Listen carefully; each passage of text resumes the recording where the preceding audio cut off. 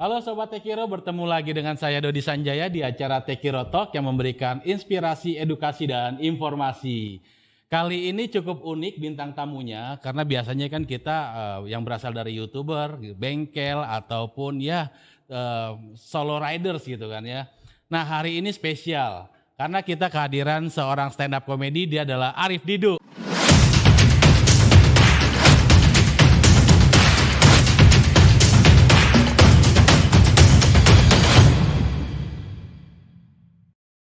Woi, boleh dong tepuk tangan dong. Halo, apa kabar? Halo, Om? alhamdulillah baik. Sebelumnya makasih udah diundang. Nah, sama-sama. Gile Ciputat Bandengan loh. Jauh ya. Tapi Ini seru-seru. Demi diundang. Tekiro Talk nih. Demi Tekiro Talk. Thank you Ya, banget. ya. Oh ya, buat Sobat Tekiro, kita informasikan bahwa sebelum acara berlangsung kita sudah melakukan yang namanya swab gitu ya. Artinya kita sudah prokes dijalankan ya. Kita semuanya non reaktif. Siap. Bang Arif juga udah vaksin malah ya. Udah vaksin. Udah kemarin. vaksin 2 kali ya. Tapi nyesel lah nggak dapet kacang hijau ternyata. Ya, harusnya jangan kacang hijau. Apa tuh? Indomie rebus. Ya, Iya. Oke. Om. Ya.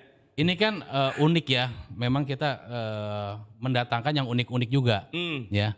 Buat Sobat Tekiro ini pantau terus ya. Karena ini pasti seru nih. Karena baru kali ini stand up komedian ada di Tekiro Talk. Oh iya ya? Iya. Kemarin itu kan kayak ada Tengkatros, Den Dimas dan lain-lain. Serius-serius. Oh serius ya? Gitu. Iya. Ini pasti seru nih. Waduh. Gitu ya. Om, jadi gini. Ya. Yang kita tahu ya. Namanya Om Arif Didu. Itu yang kita kenal ya. Iya. Tapi gue lihat itu di KTP Arif Budiman. Iya bener. Ini gimana sih kok bisa jadi? Nama asli yang dikasih nyokap bokap tuh ya Arif Budiman gitu kan. Oke. Akhirnya waktu itu masuk dunia hiburan di tahun 2011 butuh nama panggung ternyata. Oh, gitu. nama panggung, oke. Jadi sebelumnya gue nggak tahu, ternyata memang ada beberapa nama yang katanya, ini mah nggak punya nilai jual gitu kan. Waktu itu ketemu si Ernest Prakasa gitu, orang pertama yang gini, kayaknya nggak enak deh nama lu Arif Budiman gitu kan. Iya. Serius lu? Iya. Iya. Tunggu cari apa ya? Akhirnya ketemu lo Arif Didu karena gue di tongkrongan di rumah dipanggilnya Didu gitu. Oh, karena dipanggilnya Didu di tongkrongan. Nah, jadi si Ernest gini, Arif Budiman, Didu, Arif. Arif Didu aja gitu. Akhirnya jadilah gue pakai Arif Didu sampai sekarang. Nah, alhamdulillah bawa berkah kayaknya gitu. Orang lebih nyangkut namanya gitu. Iya, karena Budiman nggak menjual ya. Nah, itu deh, cuma yang sedih nyokap gue. Kenapa? Saya susah-susah nyari nama. Orang dengan mudahnya ganti nama kamu. Nggak pakai bubur merah putih lagi katanya gitu. Ya sorry deh gue bilang gitu. Akhirnya sampai sekarang gue pakai Arif Didu. Oh gitu. Oke, kesibukannya sekarang apa sih? Sekarang sibuk nyari job. Curhat. Enggak. Ya kan pandemi ini jujur ya mungkin bukan bidang pekerjaan gue juga, pekerjaan teman-teman yang lain juga itu pasti ada perubahan gitu. Kalau ditanya sibuknya apa, masih ada job di dunia hiburan gitu. Ini di tengah waktu syuting produksi, alhamdulillah gue diundang ke sini, ya gue bisa datang alhamdulillah. Terus di luar itu juga kalau lagi ada break job syuting, gue biasanya berkutat di bengkel kayu gue. Bengkel kayu? Iya. Wow, menarik nih. Jadi sebenarnya nih ya, gue lihat ya. Coba-coba nih, biasa orang terkenal itu kalau misalnya kita cari di Google itu muncul di Wikipedia. Oh gitu? Nama lo ada. Lo ada. Oh itu indikasi dari ini orang terkenal apa enggak, lihat di Wikipedia. Iya, kalau gue sih itu. Gitu ya. Gitu di situ ada yang namanya Arif Didu, desainer kayu. Gitu. Desainer kayu ya? Desainer kayu. Nah gue bingung, lo komedian apa tukang kayu sih? Jadi sebelum gue kecimpung di dunia hiburan, salah satu, jadi ini soal lain nanti. Yeah. Salah satu bidang yang gue gelutin untuk makan, buat sumber hidup gue ya dari kayu gitu. Gue terima pesanan dulu furnitur lah gitu ya, meja, bangku, tempat tidur gitu. Oh, lu terima itu ya? Dulu iya. Terus dijual gitu. Ada yang pesan gue bikinin gitu. Jadi dulu belajarnya dari siapa kayu? Kayaknya The Power of Kepepet sih, gue serba gitu. Jadi gue juga nggak sengaja. Gini, jadi hidup gue itu nggak teratur lah. Jadi apapun gue jalanin, gue ngalir aja orangnya. Jadi sekali waktu gue pernah lagi nggak ada kerjaan, lagi nongkrong nganggur, tiba-tiba teman gue yang ngajak gini, Cih yuk ikut ngapain? Bikin palet. Bikin palet? Palet yang buat tatakan barang buat forklift. Iya. Bikin palet. Di mana? Di Pluit, daerah Pluit, ada pabrik gitu kan. Iya. Pikir gue ketimbang gue bengong, ini gue belum ngerti soal kayu nih. Iya. Jadi deh gue pergi. Dari rumah sih dandan rapi gitu kan. Celana bahan, kemeja kayak orang ngantor gitu. Kayak kerja di Sudirman. Iya benar, biar tetangga gini, wih udah dapat kerjaan.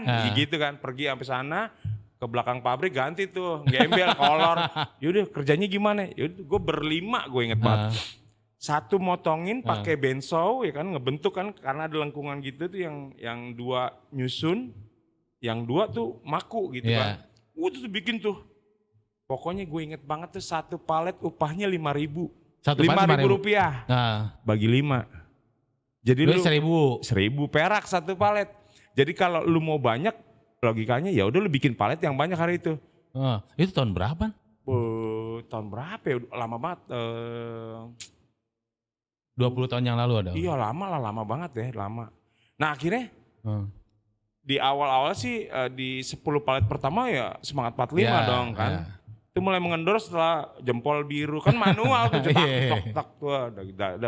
Itu berapa hari gue. Nah di tengah breaknya kami bikin palet tuh lagi makan di pabrik tuh kan suka ada packing bekas kirim barang nih, impor barang gitu. Terus gue ngeliat ada jati Belanda. Kayu apa ya kok bagus. Nah gue minta sama orang pabriknya izin gue bawa pulang ya. Nah itu gue bawa pulang tuh berapa potong, gue bawa pulang tiap hari tuh. Selesai kerjaan proyekan itu di rumah gue ngeliat tumpukan kayu jati Belanda gue gini. Ini diapain ya? Iseng gue bikin kotak gitu kan. Beli pelitur. Nah waktu itu gue lagi udah punya pacar lah ya, istri gue yang sekarang. Nah gue suka jemput dia. Nah kotak yang gue bikin itu gue bawa tuh. Untuk? Gue bawa aja. Karena emang seneng ngeliatinnya, tertaruh nih di meja gitu ya. Misalnya gue di kantin gitu, nungguin bini gue gitu misalnya. Taruh aja dah gue ngopi kayak ngerokok. Ntar ada orang nyamperin tuh, gue inget banget. Maaf, nyamperin nih. Kotak siapa mas? Ya saya. Dijual gak? Hah? Ya kalau mau sih gak apa-apa. Dari situ akhirnya gue gini, oh ternyata bisa dijual. Laku, udah gue bikin lagi. Gitu terus. Akhirnya beberapa orang yang beli, itu entah gimana lah, nekat. Mas bisa bikin ini gak? Jadi dia pengen barang yang lebih gede gitu kan. Boxnya yang lebih gede, ukurannya kayak gini, settingan kayak gini. Nah gue bikin, berhasil gitu kan, orangnya puas. Meningkat tuh, ada yang akhirnya bisa bikin meja gak? Bisa bikin lemari gak? Terus gitu. Ya akhirnya gue belajar langsung aja. Jadi lu bikin prakarya dari kayu itu karena dapat duit atau karena suka? Bikinnya kan pertama karena gue suka. Oh karena suka dulu. Gue ngeliat kayunya aduh bagus banget gue bikin. Gue bawa karena gue suka kan. Jadi gue sambil nunggu gue ngeliatin. Oh ini ada uratnya. Oh sambungannya begitu. Gue seneng aja ngeliat kayu gitu. Jangan-jangan kalau reinkarnasi itu benar ada. Jangan-jangan gue dulu sebatang pohon kayu ya. Jangan-jangan. Nah dari gue suka. Gue bikin akhirnya banyak yang pesen. Ya udah. Gue jadiin mata pencarian waktu itu tuh gue inget banget. Lumayan ya, jadi dari suka dulu, ya kan, kemudian ternyata dapat duit, ya udah lanjut gitu ya. Jadinya. Dari situ udah mulai makin mencintai gitu jadi sampai sekarang. Sampai sekarang. Oh gitu. Nah tadi kan bikin banyak hal, meja, kayu segala macam. Yang paling sulit bikin apa sih? Yang paling sulit maksudnya? Prakarya yang paling sulit? Pernah, gue yang sampai yang agak kacamata ini, frame kacamata kayu. Segede apa? Ya normal, ukuran normal. Oh normal. Maksudnya sulitnya karena gini, ternyata gue baru tahu tinggi ini nih kita masing-masing itu nggak sama. Oh gitu? Lah iya, itu bagian nyetelnya itu susah banget. Nyetel ini nih ya, si tangkainya. Jadi kadang gue taruh tuh dia dingdet gitu kan. Kalau dipakai bener tapi pas ditaruh nggak cantik gitu. Itu nyetingnya susah ya? Susah menurut gua. Masih ada nggak tuh kacamatanya sekarang? Gue jadi mungkin nyerah waktu itu ya.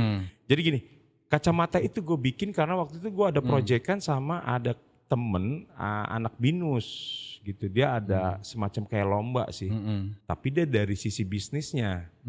Jadi lombanya adalah gini. Ini kita kasih modal sekian, terserah mau bikin produknya apa. Nah dia akan ngukur dari sisi bisnisnya. Bikin apa, ngejualnya gimana, produksinya gimana. Nah proses kreatif, penentuan produknya dia harus cari orang gitu. Karena dia bukan produsen pembuat. Betul. Ketemulah gue, kita ngobrol. Yaudah yuk dari scrapwood yuk, dari kayu-kayu potongan dijadiin produk gitu. Terus gue nyari tuh. Jadi kotak, jadi apa. Salah satunya gue kepikir kacamata. Gue sodorin lah nih bikin kacamata gimana. Jadilah gue bikin kacamata.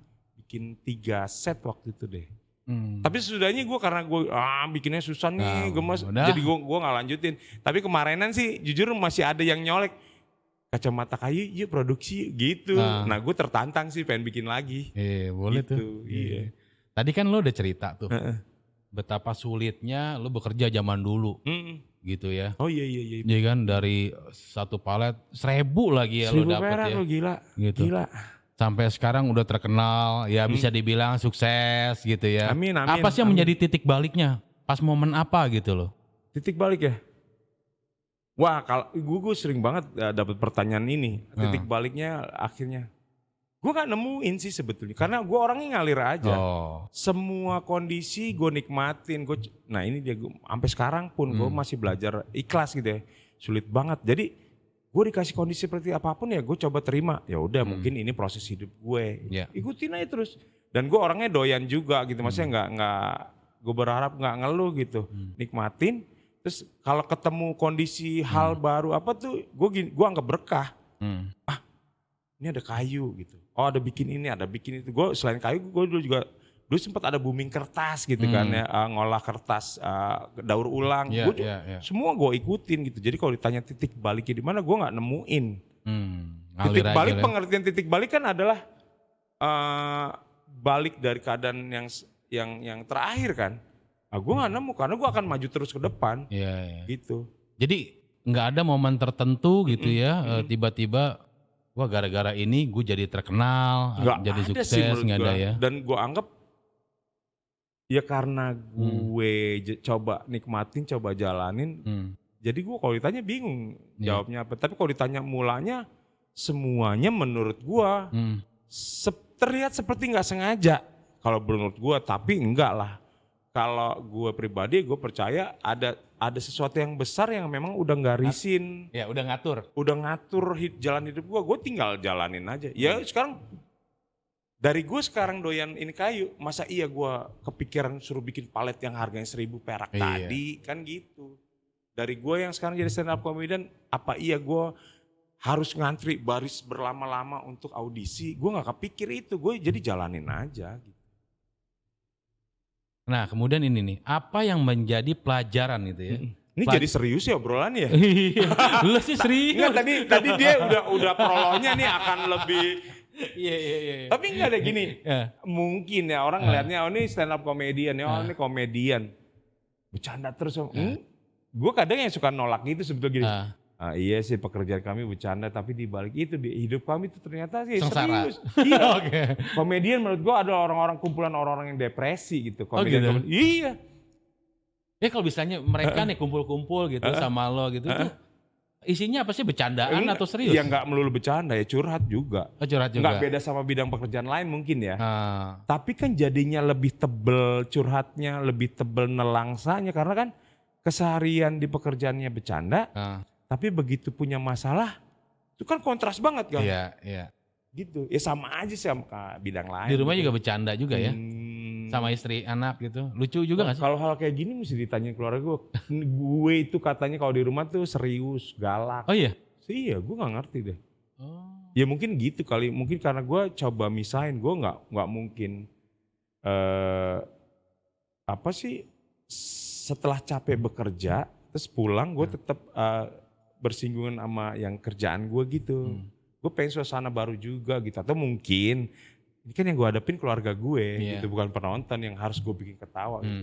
Ya sekarang bayangin aja gini deh, kalau tagihan gak terpenuhi masa iya bini gue ajak bercanda. Iya benar sih. Iya kan. Kalau dapur gak ngebul. Iya suruh tidur di teras gue bisa ya kan. Gitu. Jadi gue dikatanya sih serius dan galak.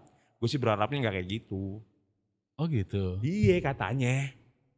Nggak, yang kita tahu ya kalau misalnya stand up komedian kumpul-kumpul, wow udah pasti deh tuh nggak pernah serius gitu, bercanda mulu. Iya ada Atau bercandanya di ada. keluarga. Ada bercandanya. Bercandanya ada. Ada, tetap bercandanya ada. Oh. Tapi kalau lagi curhat jadi lebih dalam karena kontras sih gitu kan, lucu juga tuh orang yang suka ngebanyol tiba-tiba lagi pusing karena punya masalah apa gitu. Kalau sesama komedian kami coba ngerti gitu ya, maksudnya curhat ya udah, kita tuh orang biasa juga di luar panggung, di luar pekerjaan. Tapi salah satu masalah terbesar gue sebagai komedian ketika bersinggungan dengan orang lain gak pernah nganggap gue terutama gitu serius. Ada. Karena udah terstigma lu suka bercanda. Gue pernah ada satu kejadian, gue harus ke UGD, dilariin ke UGD. Gue udah pakai tongkat, tuh badan lagi sakit banget. Susternya ngapain tau gini? Ya ampun, lagi sakit masih lucu aja pak. Coba itu gue gini, mau marah nggak boleh juga. Menurut gue ini resiko pekerjaan gue, ya sudah gue terima. Gitu karena orang mandangnya ya yang terlihat di ketika gue bekerja mungkin. Gitu. Nah, lo pilih begitu atau lo jadi antagonis nih misalnya di sinetron, ya kan, terkenal galak, kemudian pada saat di dunia nyata lo dicubit-cubitin. Nah, lo pilih mana? Iya, lebih fair ya. Enggak deh. Gue pengennya sih dikenal sama orang yang suka bercanda sebetulnya gitu. Pun kayak tadi gue bilang, jadi kadang gue kalau lagi ngomong serius tuh orang kadang gini, taruh ini beneran apa enggak gitu. Jadinya begitu. Tapi ya gue nggak mau juga di luar dicubit-cubitin orang, nggak ada. Mendingan diajak bercanda gitu. Iya. Betul. Jadi lebih muda ya. Iya. Gue lihat kayaknya artis awet muda semua ya. Iya ya. Oh. Susunya cocok kali. Cocok. Enggak, masa iya? Kayaknya begitu deh. Kayaknya. Mungkin karena ya itu ketemu artis-artis yang lain yang banyak cantik-cantiknya gitu kan, apalagi stand up lucu-lucu gitu kan, bercanda mulu. Iya.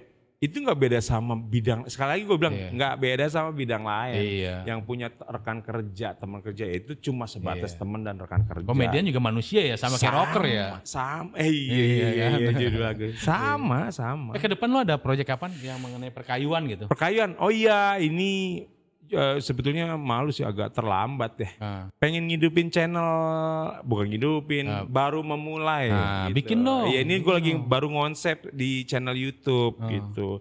Kalau Instagram kan emang udah tinggal start aja kan sama disupport sama Ryu kan gitu. Di Instagram nanti tinggal tunggu aja di Instagram gue collab sama produk Ryu. Nah ini menarik nih. Gitu. Kalau biasanya ada nih, ada Tekiro ya kan, bisa dipakai juga. Iya. Kita tunggu ya, tunggu ya. Oke, gitu. siap. Oke, ini terakhir nih, pertanyaan terakhir nih. Jadi artis atau pengrajin kayu? Jadi artis. Gue kadang suka bingung kalau disebut artis gitu. Oh sekarang jadi artis ya? Karena menurut gue artis art gitu. Orang yang dibilang artis itu orang yang ngasilin art ya, punya karya. Gue kalau di dunia hiburan belum punya karya sih gue sebetulnya. Jadi kadang suka jengah kalau dibilang artis gitu kan. Atau komedian deh, pilih komedian atau jadi komedian, pengrajin kayu gitu. Ini dua-duanya dua hal yang menyenangkan sebetulnya. Satu, komedian. Gue seneng banget misalnya ketemu ngobrol atau bersinggungan dengan orang lain, terus orang lain terhibur karena gue misalnya. Keberadaan gue jadi bikin mereka bisa senyum, bisa ketawa, gue senang banget gitu ya.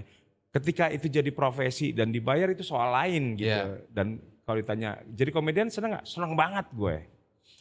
Kalau ditanya jadi di pekerjaan kayu, ya tadi gue curiga kalau reinkarnasi ada, gue jangan dulu tuh pohon gitu loh. Karena gue awal mulanya ya salah satunya tuh ngeliat kayu tuh ya, seneng banget. Terus suka sedih ngeliat misalnya ngelewatin bengkel kayu kusen kan banyak tuh di daerah rumah gue. Kok potongan itu dibakarin ya gitu, padahal kalau gue boleh bawa gue bisa jadiin sesuatu gitu. Gue senang jadi kalau dua-duanya ditanya mana itu kayaknya berimbang deh, dua-duanya gue senang. Kalau Tuhan kasih kesempatan gue untuk jalanin dua-duanya, gue akan bersyukur banget. Gue pengen dua-duanya bisa jalan, menghibur orang sama menghibur hati. Itu menurut gue kalau si kayu tuh ini buat batin gue sih sebetulnya. Karena gue ketika ngerjain tuh gue seneng banget. Tapi nanti kalau misalnya lo di bidang kayunya lo sukses jadi pengusaha, kan lo gak mungkin bisa dua-duanya. Kalau jadi pengusaha kan, iya sih gini. Mimpi gue sih mudah-mudahan kecapek. Pengennya gue emang di kayu ini, di kayu gue punya produk. Ya kan gue bisa sebatas desainnya aja. Eksekusi kan bisa nanti gue ajak orang lain, yuk cari makan bareng yuk. Ini bantuin gue, ini gue ada gambar. Lu bantuin gue, misalnya sesimpel, lu bantuin motong ya, lu bantuin ngamplas ya, lu bantuin finishing ya, lu bantu jual ya, lu bantu kirim ya. Bisa begitu sih kalau jadi pengusaha ya. Cuma emang repotnya kalau baru sebatas kayu itu di seniman. Nih bini gue suka ngomel. Jadi gue kalau ngerjain satu barang nih, itu bisa lama. Padahal bisa cepet harusnya. Lama setelah gue berarti iya lama. Ternyata karena gue nikmatin. Gue pernah nyoba beberapa, ini PR buat gue. Nyoba ngajak orang gitu, bantuin gue. Ujung-ujungnya orang yang gue ajak jadinya gak enak. Karena gini, misalnya dia lagi ngerjain yang, nih lu kerjain ini, gue lagi ngerjain itu. Coba lihat, oh ini harusnya digini nih. Ntar ujungnya gue juga yang ngerjain karena gue nikmatin. Menikmati prosesnya. Nah, kalaupun nanti gue ada berkesempatan jadi pengusaha, ya itu yang harus gue lawan sih. Sisi seniman yang harus dibuang gitu. Gitu. Wah serius banget obrolan ini. Gile, maaf ya. Gue juga bingung. Gile ya. Kenapa jadi serius ya? Iya. Aduh, tapi ya ini pertanyaan terakhir gitu ya. Karena waktu juga gitu ya. Semoga Om Didu selalu sukses. Amin. Sehat selalu. Amin. Om Dodi kesehatan. juga. Amin. Terima kasih gitu ya. Sukses di kayunya, sukses juga di dunia stand up komedinya gitu ya. Filmnya yang banyak itu. Amin. Aduh gitu banyak siapa tahu kita bisa jadi figuran. Aduh jangan deh di sini aja jangan. Di sini aja. Ntar kalau ada kesempatan lain ntar gue ceritain deh. Off-air aja. Off-air aja. Oke, Sobat Tekiro, demikian perbincangan kami dengan Arif Budiman atau Arif Didu. Semoga bermanfaat, memberikan inspirasi buat Sobat Tekiro semua. Sampai ketemu di Tekiro Talk berikutnya dan sampai jumpa.